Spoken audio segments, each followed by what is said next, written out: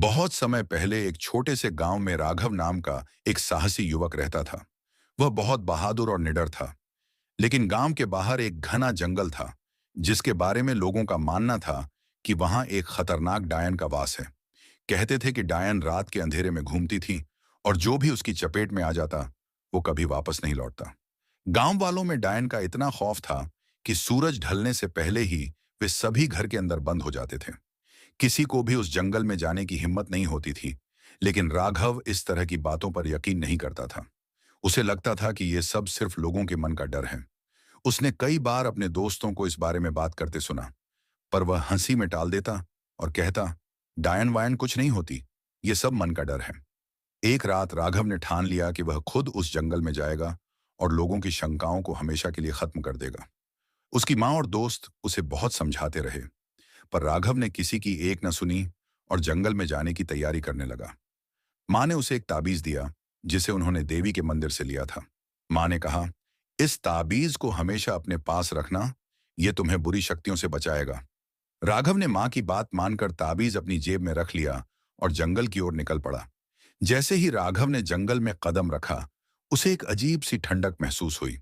हवा में एक भयानक सन्नाटा था और पेड़ भी जैसे झूम रहे थे। कुछ देर चलते चलते अचानक उसे एक घनी झाड़ी में हलचल महसूस हुई। राघव ने रुककर उस ओर देखा, पर कुछ खास दिखाई नहीं दिया। फिर उसने अपनी राह जारी रखी। थोड़ी दूर जाने के बाद उसने देखा कि एक काली परछाई उसके सामने प्रकट हो रही है। वह काली परछाई धीरे धीरे एक महिला का रूप लेने लगी। उसके लंबे बाल हवा में लहराने लगे और उसका चेहरा बहुत ही भयानक था।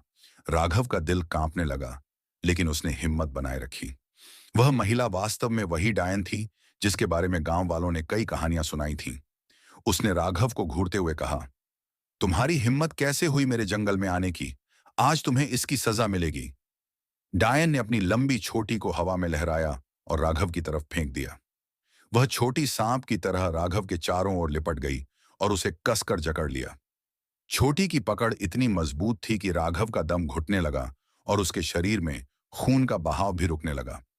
राघव ने पूरी ताकत से खुद को छुड़ाने की कोशिश की, लेकिन उसकी हिम्मत धीरे धीरे टूट रही थी। तभी उसकी नजर उस ताबीज पर गई जो उसकी मां ने उसे दिया था। अपनी आखिरी ताकत जुटाकर उसने ताबीज को डायन की छोटी से छुआ दिया। ताबीज के छूते ही डायन की छोटी ढीली पड़ने लगी और उसकी पकड़ खुल गई। राघव ने खुद को आजाद पाया और जमीन पर गिर पड़ा। डायन ने दर्द से चीखते हुए कहा, यह ताबीज, ये शक्ति मुझे सहन नहीं होती। राघव ने खुद को संभाला और तुरंत अपनी तलवार उठाई। उसने देवी के नाम का जयकारा लगाते हुए अपनी तलवार को डायन की ओर घुमाया, लेकिन डायन ने अपनी छोटी से फिर उसे जकड़ने की कोशिश की। इस बार राघव ने जल्दी से मां के ताबीज को अपनी तलवार के साथ बांध लिया, ताकि तलवार भी उसी दिव्य शक्ति से भर जाए। डायन ने फिर से अपनी छोटी को हवा में उछाला और राघव की ओर फेंका। राघव ने उस छोटी पर अपनी ताबीज वाली तलवार से वार कर दिया। जैसे ही तलवार ने छोटी को छुआ, डायन के शरीर से एक जोरदार चीख निकली और वह तड़पने लगी। उसकी छोटी जलने लगी और उसकी शक्ति धीरे धीरे कमजोर होती गई। मौके का फायदा उठाते हुए राघव ने पूरी ताकत से तलवार को डायन के सीने में घोंप दिया। एक जोरदार चीख के साथ डायन वहीं जमीन पर गिर पड़ी और धुएं के बवंडर में बदलकर हवा में गायब हो गई। जंगल में एक अजीब सी शांति छा गई। राघव ने अपने ताबीज को धन्यवाद दिया और देवी को याद करते हुए गांव की ओर लौट पड़ा। जब वह गांव पहुंचा तो लोगों ने उसे देखकर राहत की सांस ली और उसकी बहादुरी की प्रशंसा की। गांव के लोगों ने उसके साहस की कहानी सुनी और देवी को धन्यवाद किया। उस दिन के बाद गांव वाले डर से मुक्त हो गए और जंगल में जाने लगे।